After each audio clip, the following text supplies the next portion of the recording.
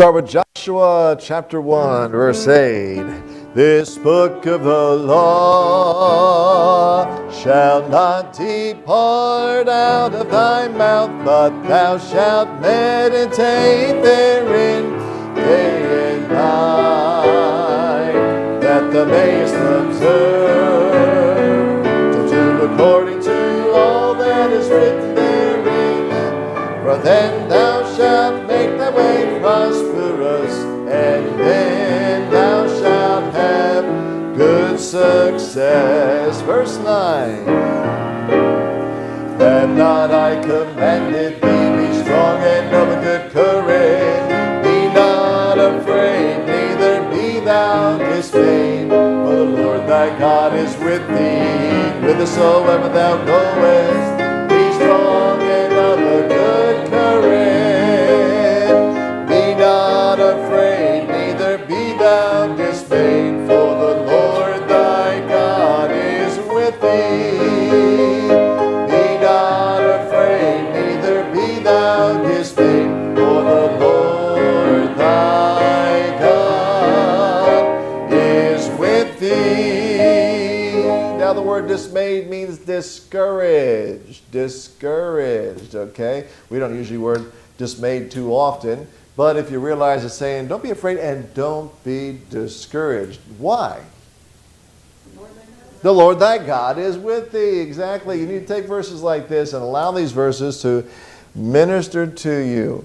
Think about what they're saying. We sing them, but we don't want to just sing them glibly. We want to take these things and allow them to minister to us. Okay, Samuel 12:23. Moreover, Samuel said, moreover, as for me, God forbid that I should sin against the Lord in ceasing to pray for you, but I will teach you the good and the right way.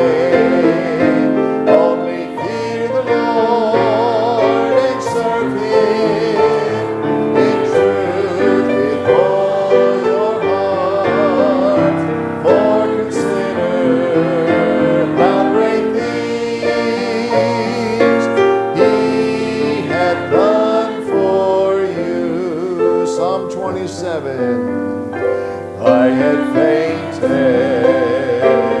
unless I had believed to see the goodness of the Lord in the land of the living.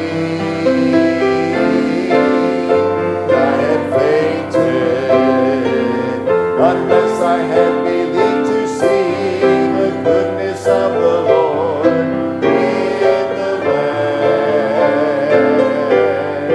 of the living. Wait on the Lord, be of good courage, and He shall strengthen thine heart. Wait on the Lord, be of good courage, and He shall strengthen thine heart. Wait, I say, on the Lord. You know, one of the things we don't want to happen is that during all this stuff that's kind of, in my respect, sometimes I think this is ridiculous. This is stupid. I've used those words several times in recent days. But you know what? You know what we need to get to guard against? We have to guard against being cynical. Because it's real easy for us to look at stuff like this and get cynical. In other words, Christians are supposed to have good attitudes, right? We're supposed to go around, the joy of the Lord is our strength. But you know what? When you keep listening to the negative and keep, you know, if you're tuned into, and I don't care what the news is, it really doesn't matter these days. It's bad news so much. If you keep looking at the bad news all the time, you will get cynical. You go around with a scowl on your face. You'll sit there complaining all the time. And that really is not the deportment of a Christian. Look what it says here. All right? Wait on the Lord, be of good courage, and he shall what? Strengthen your what? Okay. And then he says, how do you do that? You got to wait.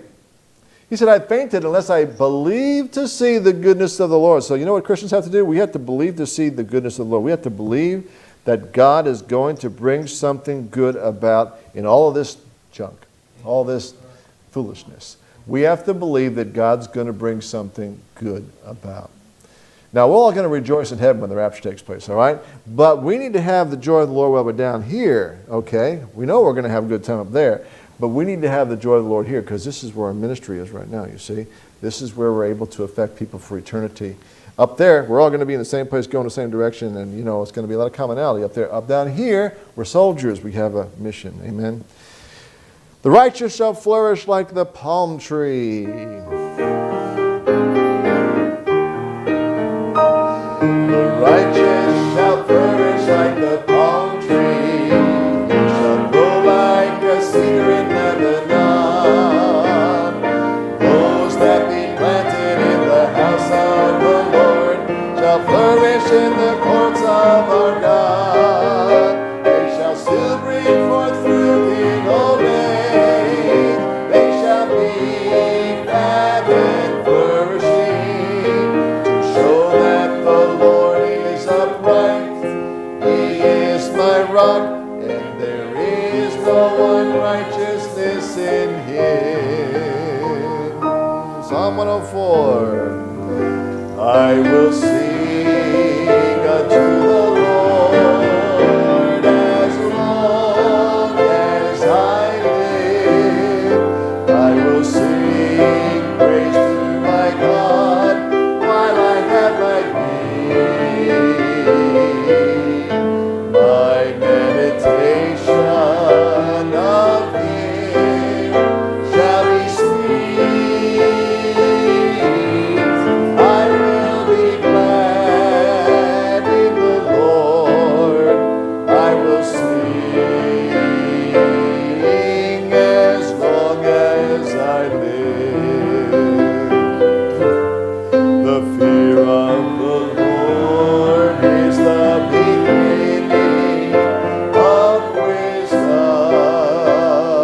The good understanding have all they that do his commandments. His praise endureth, his praise endureth forever. The fear of the Lord is the beginning of wisdom. The world's walking around in blindness, blindness, blindness. They can't see because they've been deceived. They believe the lie. You say, of course, but here's the thing. Sometimes Christians can be in blindness too. Christians can be deceived just like the world's deceived. Now, we have an advantage. We have the Spirit of God that can open our eyes. But if you don't get in the Word, if you don't spend time meditating on the Word and allowing God to speak to your heart, you'll stay in your blindness. I know Christians that are walking in darkness. Do you know Christians that are walking in darkness? I do. I know some Christians that are walking in darkness. There is an aspect of their life that is dark. It's a lie. They believe the lie, and they're living in accordance with that lie. You know what they need? They have to have their eyes open. Jesus says you should know the truth, and what's the truth going to do? It's going to set you free. Set you free from what? The bondage of the lies. The world is full of lies. We need God to open our eyes. Open thou mine eyes. Open thou mine eyes, that I may behold wondrous things out of thy law. I am a stranger in the earth. Hide not thy commandments from me. Open thou mine eyes. Open thou mine eyes. Ecclesiastes 3:14. We learned this last week. I know that whatsoever God doeth, it shall be forever. Nothing can be put to it, nor anything taken from it. And God doeth it that man should fear before him. Try it again. I know that whatsoever God doeth, it shall be forever. Nothing can be put to it, nor anything taken from it. And God doeth it that man should fear before him. Isaiah 55. For my thoughts are not your thoughts, neither are your ways my ways, saith the Lord. For as the heavens are higher than the earth, so are my ways higher than your ways, and my thoughts than your thoughts, saith the Lord. Come unto me, O ye that labor and are heavy laden,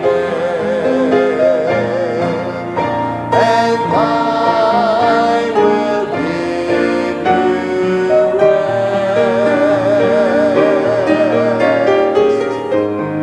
Take my yoke upon you and learn of me, for I am meek and lowly in heart, and ye shall find rest unto your soul. For my yoke is easy, and my burden is light. Boy, that verse is a good barometer as to how we're feeling, isn't it? I am the way, the truth, and the life. No man cometh unto the Father but by me. Okay, ready? I am the way, the truth, and the life, No man cometh unto the Father but by me. I am the way, the truth, and the life, No man cometh unto the Father but by me. Lord, let the word of Christ dwell in you richly in all wisdom, teaching and admonishing one another in psalms and hymns and spiritual songs, singing with grace in your hearts to the Lord. Let the word of Christ dwell in you richly in all wisdom, teaching and admonishing one another in psalms and hymns and spiritual songs, singing with grace in your hearts to the Lord, singing with grace in your hearts to the Lord. Last one, James 3:13. Who is a wise man and endued with knowledge among you? Let him show out of a good conversation his works with meekness of wisdom. Who is a wise man and endued with knowledge among you? Let him show out of a good conversation his works with meekness of wisdom. Let me tell you a story. A little story that happened long ago. Oh, a long time ago, about maybe 2,400, I should say 2,840 years, to be a little more exact. There lived a kind, middle-aged Jewish woman in a northern village of the tribe of Issachar. She was a woman of some means, hospitable, and very discerning. Her husband was older, and the two of them were never able to have children. But they loved the Lord and employed a number of people in their small farming business. One day, this kind woman noticed an unusual-looking man walking through their village with one of his servants. After some inquiry, she discovered that this man was a prophet of the Lord. So she approached the man and urged him to come to her home and allow her to prepare a nice meal for him and his servant. Well, the prophet agreed. They had a lovely evening together, and when the prophet departed, he was encouraged to come again whenever he passed through their little town. The prophet did pass through this little village, not once, but many times, again and again. And each time he received the same warm reception from this kind woman and her husband. It didn't take long for this woman to discern that this prophet was a holy man and greatly used of the Lord. She knew he was faithful to the Lord, had many responsibilities, and was not always appreciated by those who served the false gods in the land. Wanting to be an encouragement to this good man, she and her husband decided to provide for him more than just a meal, but a comfortable place for him to lodge any time that he passed by that way. It was the gesture of this hospitable woman that gave birth to what many today refer to as their prophet's chamber. I wonder, have any of you ever visited a prophet's chamber? I have. Anybody else? Have any of you ever visited a prophet's chamber? You have. You have. Anybody else ever visited a prophet's chamber? Okay. Have you ever attended a church that had one? How many of you attended a church that had one? Okay. All right. All right. I can tell you of a prophet's chamber or two that I visited at one time. I went to Dallas one time, and a pastor agreed to allow me to stay for the evening. And this was not the best experience I ever had in a prophet's chamber, but it was a very instructive experience for me. The pastor was a rather large man, rather might be even on the modest side of description, but he had a prophet's chamber up on the second floor of the church building, and it was right next to his office. And the air conditioning unit for the prophet's chamber and for the pastor's office were the same air conditioning unit, but the controls were in the pastor's office. Being a rather large man in a southern city, he would keep the air conditioner down very, very cold. I think you could have hung beef in the prophet's chamber and probably kept it well for a time. Well, the pastor told me where the refrigerator was and showed me where the bed was and told me the few snacks that were on the table. And then he left. Well, as night drew on, the temperature seemed to get colder and colder. I took my suit coat and put my suit coat on to try to be warm.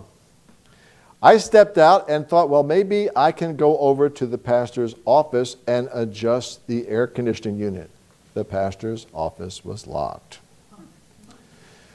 Okay, so I decided to take every bit of clothing that I had in my suitcase and put it on. So I had layers, I had coat, and I had my suit jacket, and I had my shirt, and I had everything, and I had all this on. And I decided I was going to see if I can get a night's rest. Well, the mattress for the bed in the prophet's chamber had, well, let's put it this way. It must have been used for a long time by somebody who was rather heavy, because it was more like a donut than it was a mattress. There was a big, I guess you could say, a big dip in the middle of the mattress where I think the mattress gave way to the weight of whoever slept there for many years to come. So I crawled in the mattress and immediately was kind of put in a fetal position inside this prophet's chamber. Here I am, laying in this mattress with these few blankets on top of me, my suit coat and my overcoat and everything that I possibly had I could put on. I even took some of the towels from the bathroom and tried to cover myself with the towels from the bathroom. And then proceeded through the rest of the night to freeze. As I tried to go to sleep, just never could get any sleep. I was just cold all night long. I was instructed, if ever the Lord gave me an opportunity to have a prophet's chamber, I would never put a used mattress, especially a used mattress by a very heavy individual, in that prophet's chamber. I decided that I would make sure that I would make it as nice as I could possibly make it for whoever came and visited. Now, I've stayed in some very nice prophets' chambers. I've stayed in some places where the pastor was very, very thoughtful. Nice new mattress, everything there for that you could possibly want for a night's stay. Much, much nicer than a motel. I've been in some that were just kind of almost big rooms, like a suite, so to speak, where the church thought very well of those who were passing by. Are there verses that come to your mind when you think of having a prophet's chamber?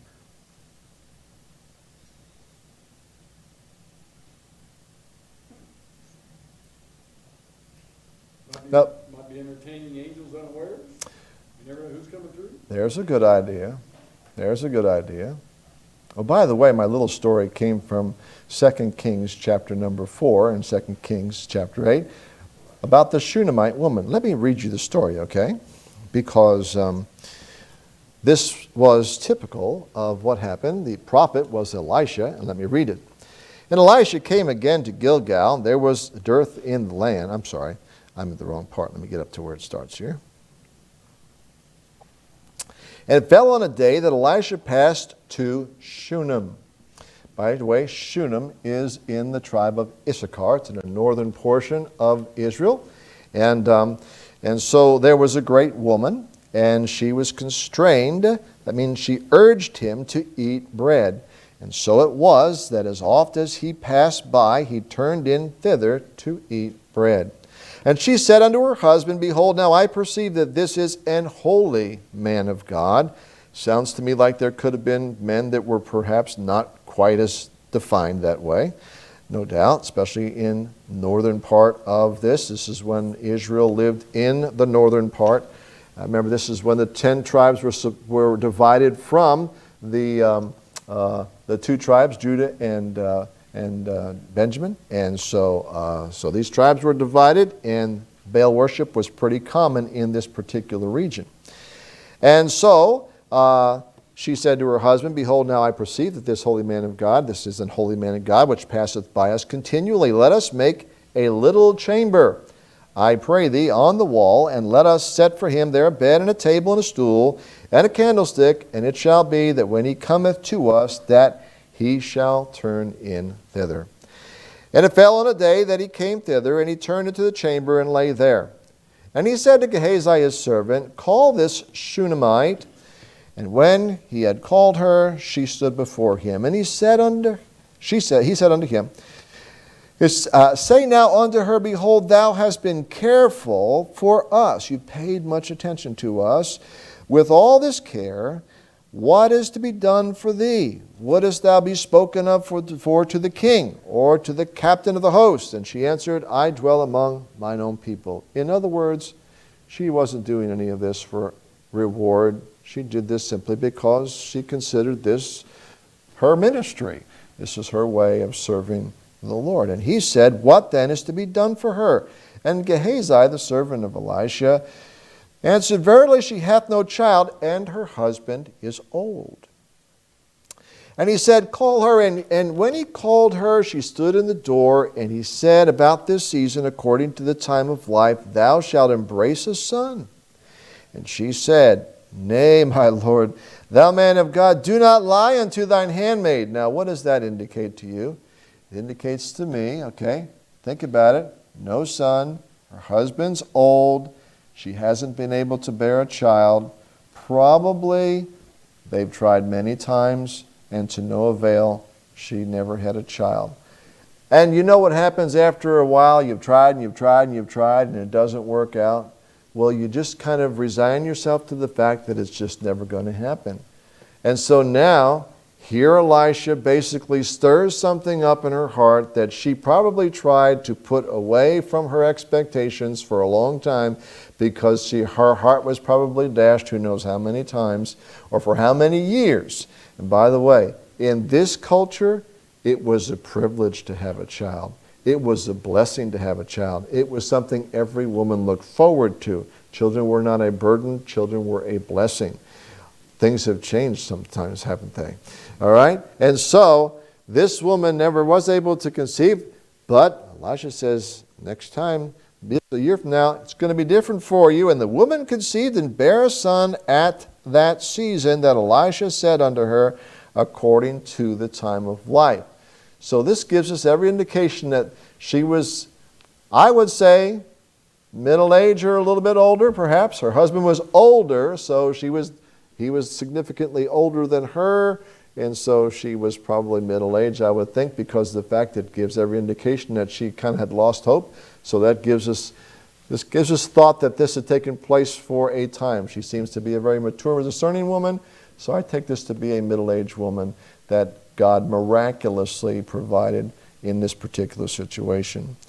And so that's what the story is about. Let me give you a New Testament verse. You know they say for every New Testament principle, there's an Old Testament illustration.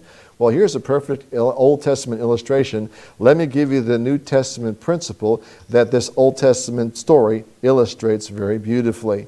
Galatians chapter 6 and verses 6 through 10. It says this, let him that is taught in the word communicate unto him that teacheth in all good things. Now, what are you to communicate? Those who are taught in the word, what are they to communicate? All right, it tells us if we look at the text. Be not deceived, God is not mocked. Whatsoever man soweth, that shall he also reap. Now we apply that principle to many different things, but there is a specific application here in this particular text.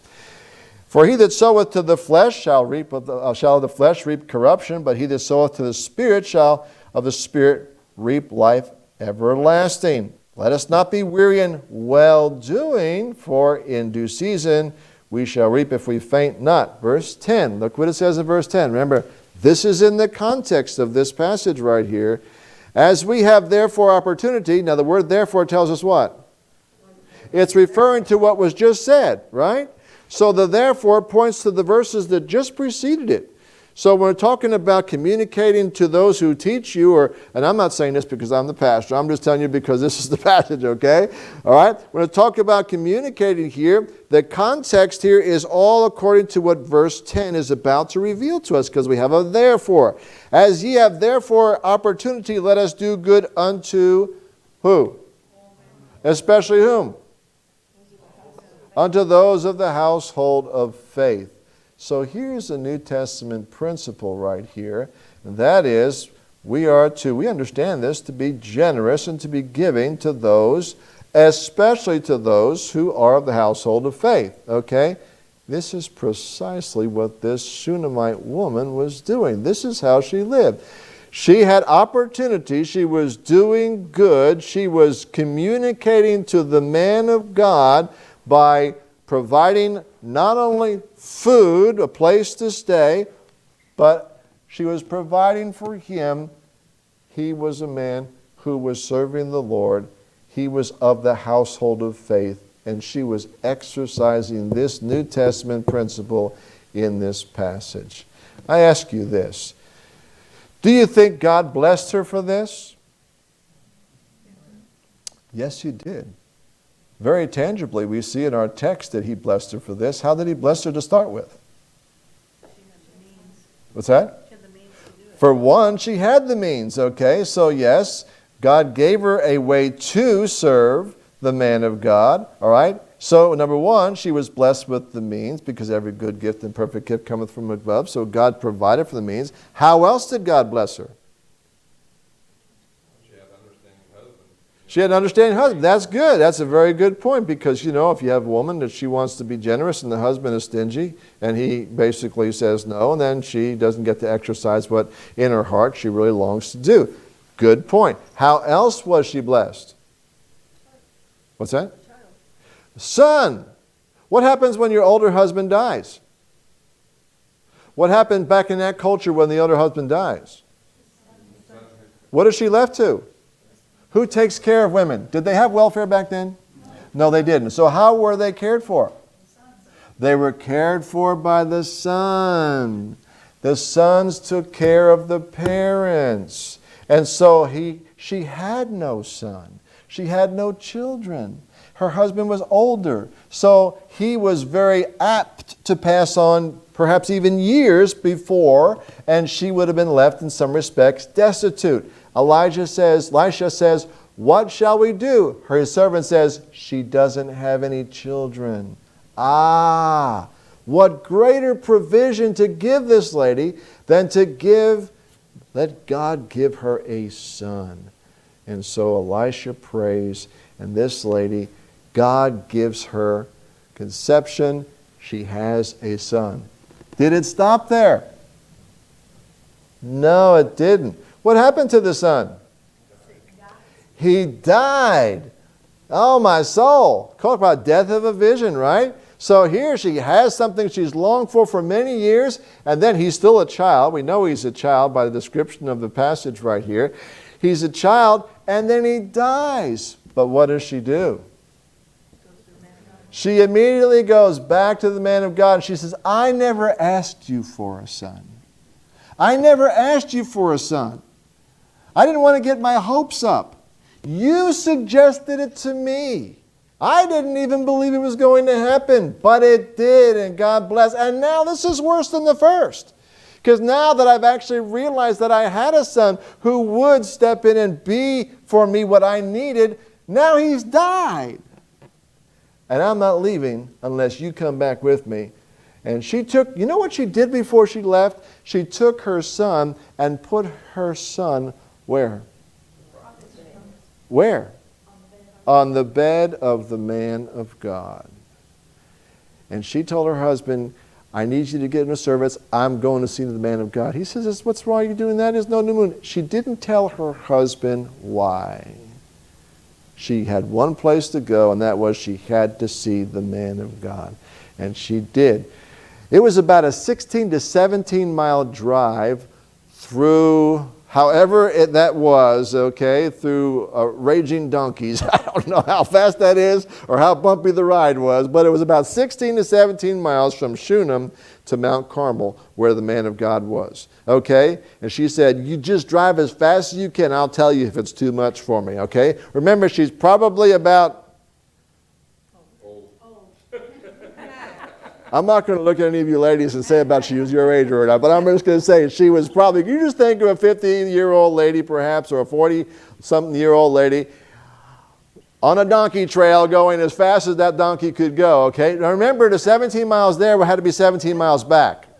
And remember, we're not staying overnight at the Holiday Inn because of the fact the baby's dead on the bed and we're not sitting there, going for days. So this was a pretty treacherous ride, if you would. This was quite a ride.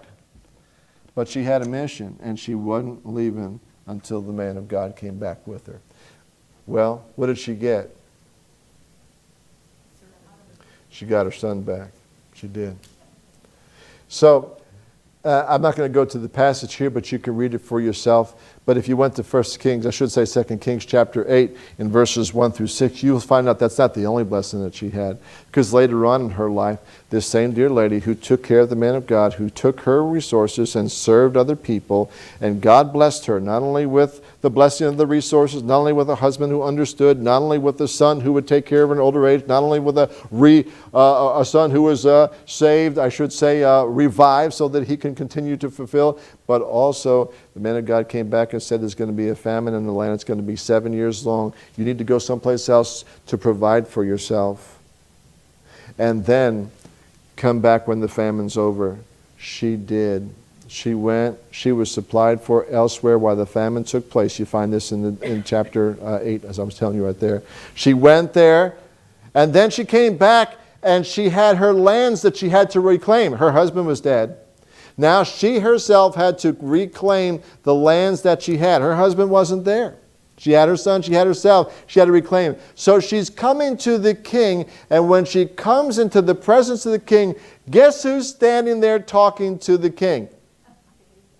Gehazi, the servant. And guess what they're talking about?